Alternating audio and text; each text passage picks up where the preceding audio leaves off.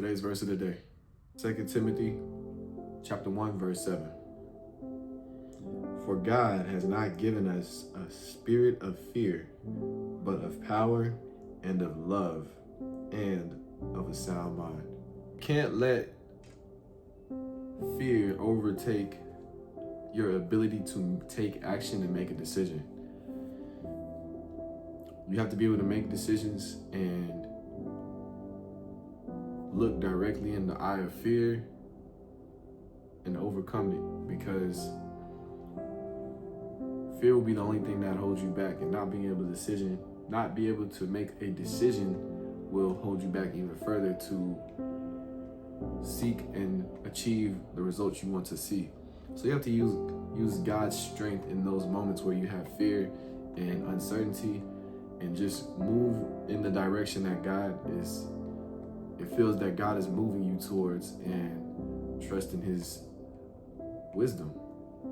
Otherwise, you will not see growth. You won't see results. You won't see progress in the things that you're trying to achieve. You'll be complacent, and it won't be the life that you desire, if that's what you desire.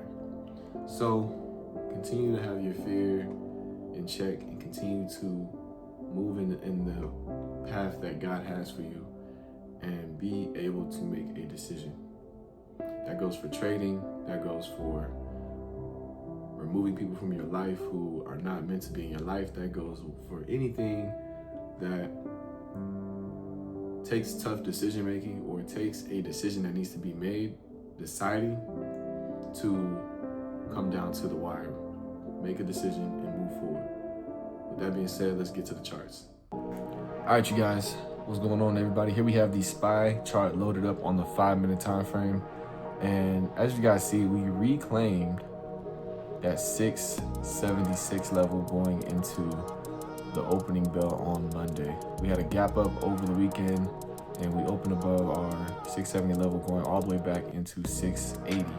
And we got a rejection from 680 coming back down to 675. Then we reversed, Then we reversed from 675 and went back up to 680 and broke above 680. We took a entry on this reclaim of 679.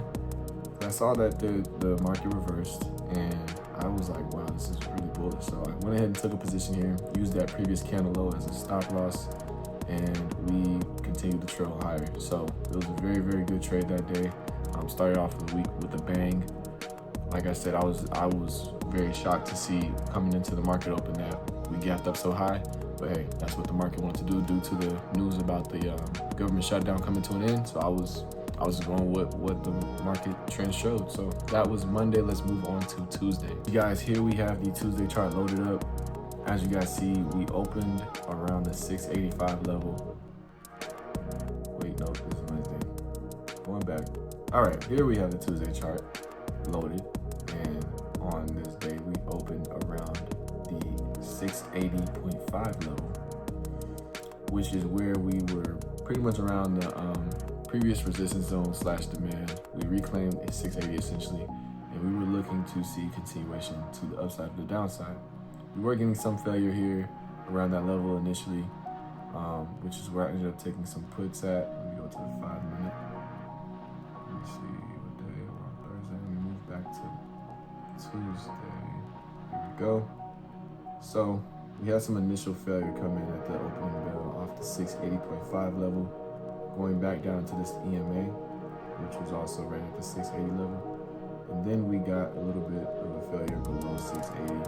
Then we quickly reclaimed it right after and whipped off that level again, going back lower after that retest back into the what was to be the orb high at the time. We then took a position on this play once we saw this rejection here off the 680.4 and used that candle high as a stop loss. We ended up catching this move back down to 679.4. I took a quick exit on it as I saw it start to wick, and I didn't like the way it was moving. Sure enough, I got out of it at the right time, but I did not catch this re-entry after we failed back below. I was pretty pretty busy that morning, so I did not catch this rejection back from the orb high, but we did catch the initial move, and we ended up breaking even, I believe, because we sold some and kept some, and the ones we kept ended up going back up. So we didn't get much of value out of this day. Tuesdays are not my best days. I realize that, so I probably just won't trade on Tuesday, honestly, or force a trade, because I tend to see that most of my bad days come from Tuesdays. For me personally, you know, everybody has their one day out the week, and I think Tuesday is that day for me. So that was Tuesday. We ended up reclaiming and going even higher that day. So I'm glad I didn't get back in the market, because I probably would have got rinsed. But yeah, that was Tuesday. Let's move on to Wednesday. All right, guys, here we have the Wednesday chart loaded up on the SPY chart, 5-minute time frame. As you guys see, we went higher going into Wednesday. We were above 685, but we ended up opening below it, and then we started to show just strong rejections coming into the market right below that 685 level. And I noticed that the EMA level, this green line here that you see, was holding really, really well at the start of the day. So I was waiting for a retest around this level, and I caught numerous trades at this orb low. Once we got there, I took some positions, and I was able to catch some downside going back down into the 683 range. I took most profits around 683, but it did go lower. I wasn't too upset about it, because we were up really high on our position that we took. So we took a very nice and easy downtrend day trade on the SPY chart once we rejected the 684 range, which was also the orb low, which was also the EMA level. If you guys ever get a lot of conviction, like reasons why you're entering a trade like this one, I had orb low retest, the failure of 684, which was a previous demand zone, and the EMA cloud also forming there.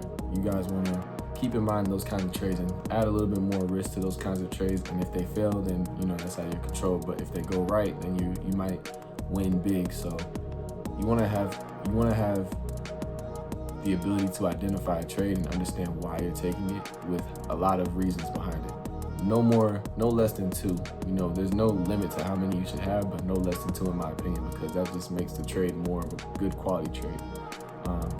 You want to take good quality trades. It's always about quality over quantity. You don't want to have to take 10,000 trades in a day, and I'm being exaggerated, but realistically, like no more than 2 trades a day shouldn't be your amount of trades you're taking in a day, because you can make a lot of money in one good trade. All you need is one. So be mindful of that, and we're gonna move on to the next day.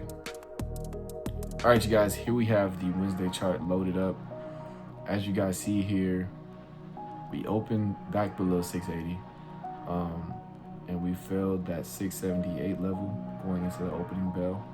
We reclaimed that range of 678, but we were retesting this EMA level. So I took a position going into this EMA candle here, and I pretty much just applied the same method. I was looking for a pattern in the market for the week, and the pattern was, for the most part, the SPY was respecting this EMA level. So I took a lot of my trades this week was based off this EMA trend. I went ahead and took a position here, and we caught a quick rejection back down to the downside. Took profits here. We reclaimed the EMA cloud going higher, but then we rejected again around that 680.8 level, which was the previous day high on Wednesday. That was the previous day low. Previous day low on Wednesday, which was a level that we ended up reversing from and going higher back into 684. So we rejected that level on Thursday, and I was able to take another position going back into this range using that candle high as a stop loss, and we caught a banger. We went all the way back down to 675.4 and continued to fail from there, going all the way back down to 671, closing the day out at 672. So Thursday was a roller coaster of a day. I believe that's whenever Trump actually finalized the government shutdown. And I'm not sure if any data came out, but I know that the market reacted and responded in a way that made the market very, very bearish. So that was Thursday. Let's move on to Friday. All right, you guys, here we have the Friday chart loaded up. And man, Friday was a battle. it was off to a good start. But then I got back in another trade, and after that, it just was battle mode. Like, I had to go back and forth with the market. It was a very, very, not stressful, but just exhausting day. I will say that. It was very exhausting after everything was said and done. But we did end up green, so let's talk about what we ended up doing on Friday. So, here we have SPY chart loaded up, 5-minute time frame. As you guys see here, we opened below 670, went back down to 663. Okay, from 663 we bounced off that level, went back into 667, broke above 667, and retested 669. From there we got a failure from 669, and we retested the 667 level, which was also the orb high of the day. As I said before, my main pattern that I noticed this week was the EMA cloud trend being respected, so I watched that level, and as you guys see here, we got a wick off the EMA cloud, so I took a position there, and it was also the orb high. Remember what I said about compounding your reasoning. So we had an orb high, 667 level, and the EMA cloud. So I took that position with a very tight stop loss. It instantly bounced and went all the way back up.